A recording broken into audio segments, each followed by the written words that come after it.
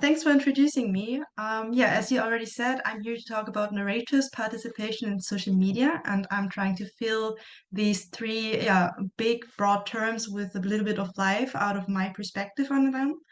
And I don't want to talk about narratives on social media, but I would rather like to talk about narratives about social media, because I see that there might be more potential on social media, and especially research on social media, than it is perceived right now.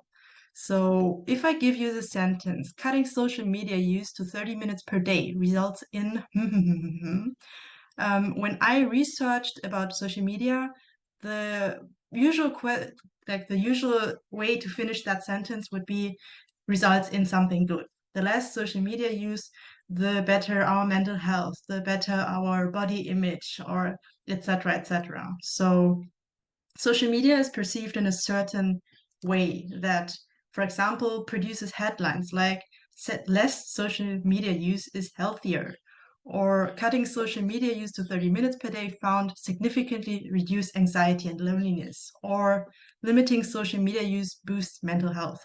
So all these kinds of headlines, I see them on Google Scholar when I research them. I see them on general newspapers when I research impact of social media on people.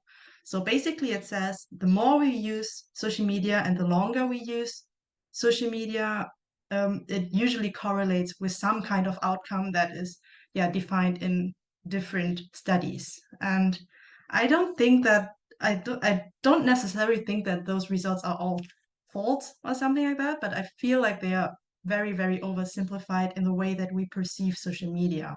And what I mean by that is that when we talk about social media, we usually talk, and I also see this in this conference, but also in Google Scholar, about a very specific perspective on social media, considering of Facebook, Instagram, WhatsApp, Twitter, etc. So the first line we can all agree on. The second line is like TikTok also, YouTube also, and then we come into spaces like Skype or Snapchat or Be Real or something that we don't even really know anymore, because at some point we also lose access to it as older generation. Like I'm not that old, but I certainly don't know what teenagers these days are using beyond the social media that I'm using. And social media is that, of course, but I want to advocate for a term like for social media in a way broader term that also includes something like this.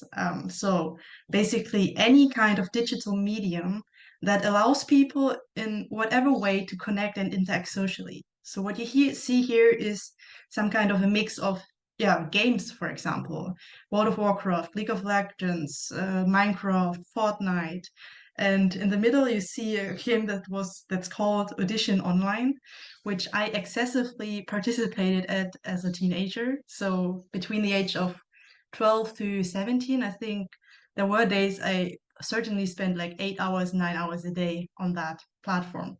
And following the science, it would say, oh yeah, that's not good for you. Like, you will lose connection to reality. You will, I don't know, your eyes will get bad. You will, have some kind of disconnection with the real world. But it is a perspective that is not my perspective. And my perspective in specific here is the one of an overseas Vietnamese person who grew up on a German countryside.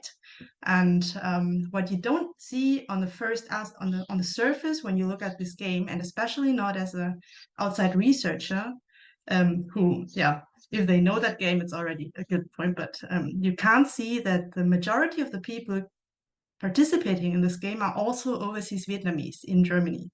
So that game was basically not a game for me, but access to community and identity building with peers that I didn't find on German countryside. So basically, most of the time we weren't even playing the game, but just talking, interacting, using other medias to also connect with audio. But yeah, basically it was a safe haven for me in digital space that was equivalent to reality in offline space. So social media, especially from that post-migrant and also diasporic view, is so much more than just entertainment or consummation of mainstream media. So I want to advocate for my perspective on social media as a means for social participation, especially for diasporic communities. And it is, yeah, certainly it is also about entertainment, but it's also, for me, it was extremely fundamental to connect with peers beyond the local who were also having the same experience as I. I could use it as an empowerment and safer space to talk about, for example, discrimination or just topics that other people in my offline world didn't, yeah, couldn't follow. And yeah, especially for my family, for example, it is immediate to connect with family abroad. And for my parents, especially the two topics here, it was a means to exchange in their first language because, yeah, they can't do that on the German countryside here without having any other Vietnamese people in a radius of 20 kilometers. And also for them, especially, it is also an access to education and culture. So they, as a working restaurant owners, they can't go to museums, they can't go to a lot of things that require time, money, and language skills. So for them, they spend like when they're not working or fulfilling basic human needs, they are on social media. And to telling them, yeah, you should cut that to 30 minutes a day. It's not good for you.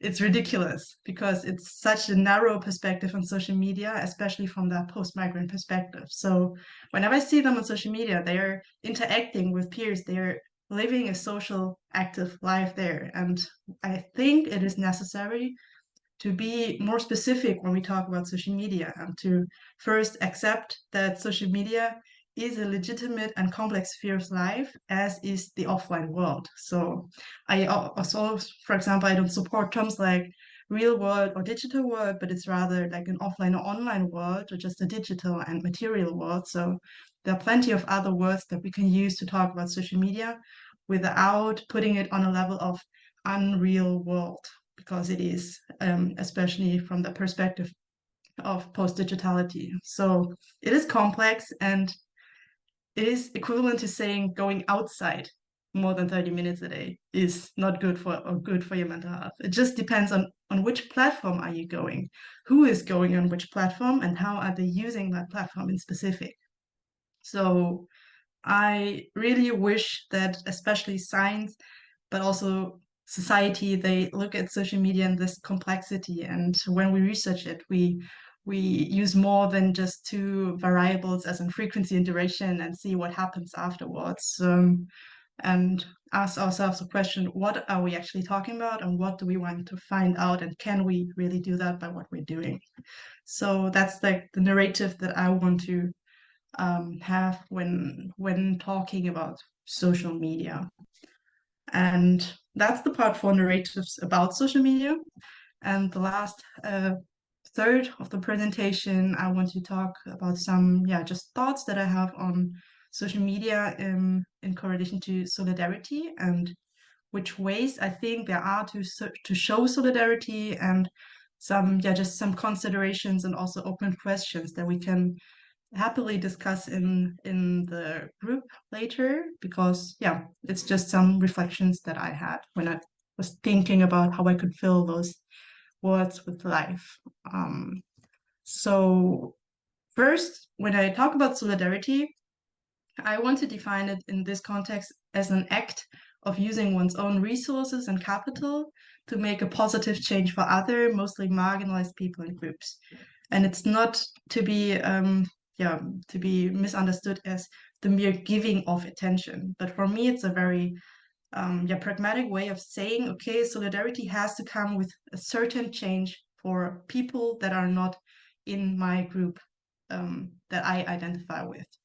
And capital here, it also not necessarily means financial capital, but any kind of resource, symbolic resources, social networks that I have. So I'm using something that I have and that I can use to make an impact for people. And impact here, I don't know if I'm introducing that term, but I came up with it without Googling it. So I just have it here as impactability of my actions. So we're not actually, most of the acts of solidarity that we are doing, especially online, we don't actually know what their impact is. So it is hard to say, okay, I reposted this petition now I had an impact. It's hard to measure. We can't measure where is it ending up? Is it going viral? Is it just reaching one person and that person is not interested?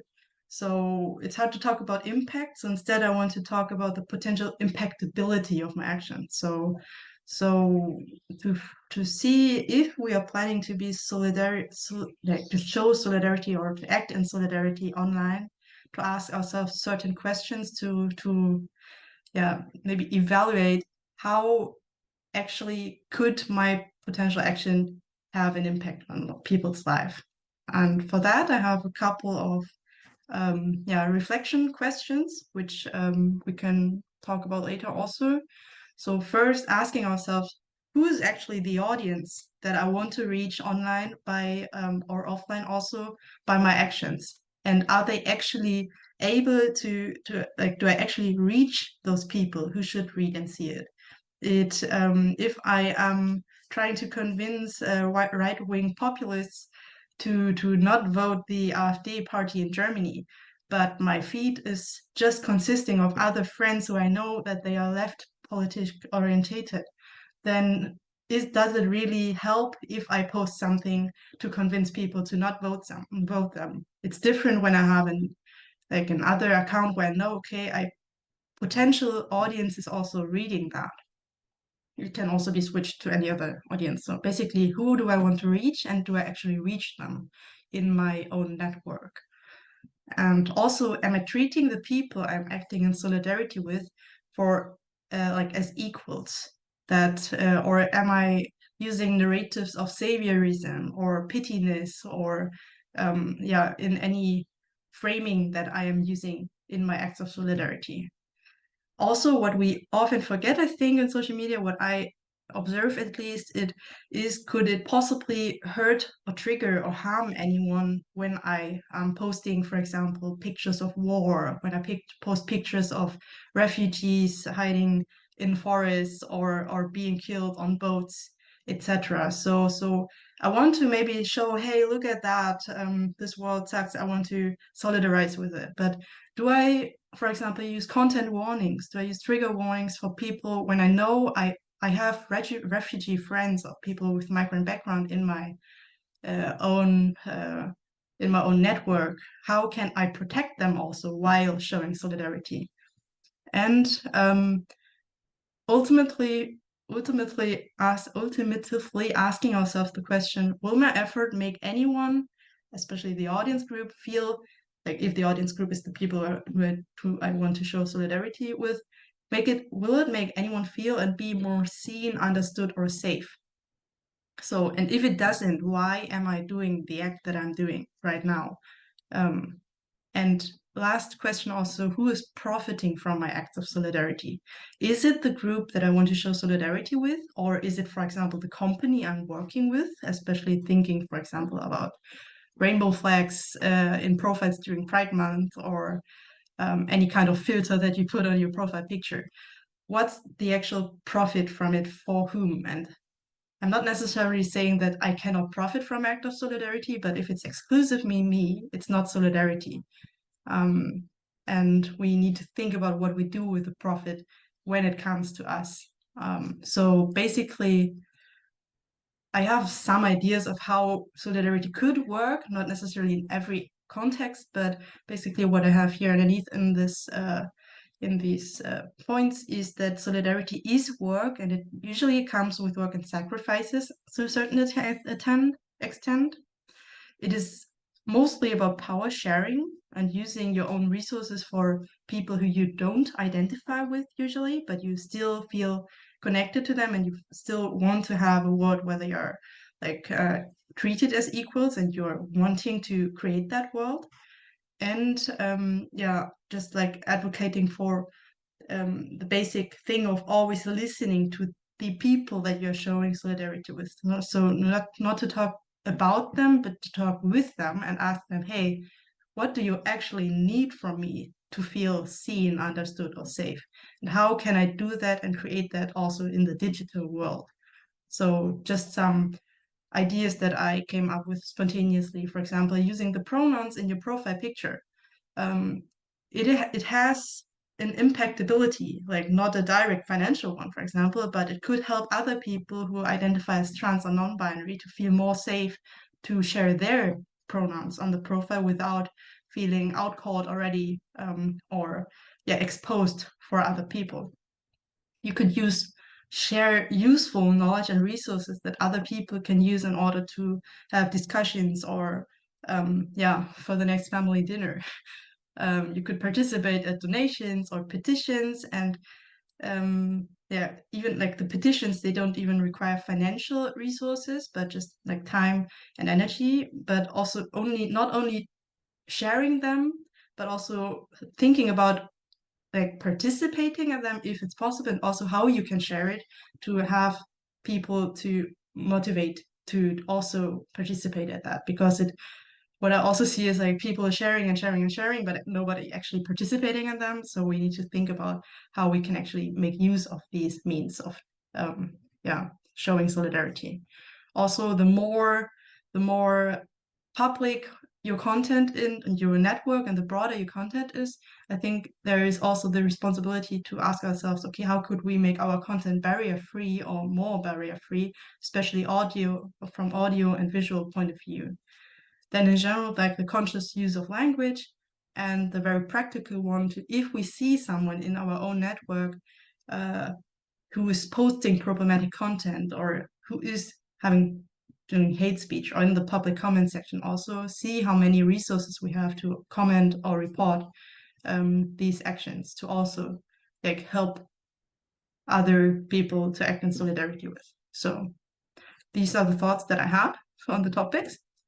And if you're interested, you can, yeah, visit our blog or our Instagram or our podcast. We have a bunch of different media that we're using. And basically, the goal, as Luisa already said, is just to bring perspectives of people who identify as BPOC into the world, or in this case, into that conference. So thank you very much. And that's about it.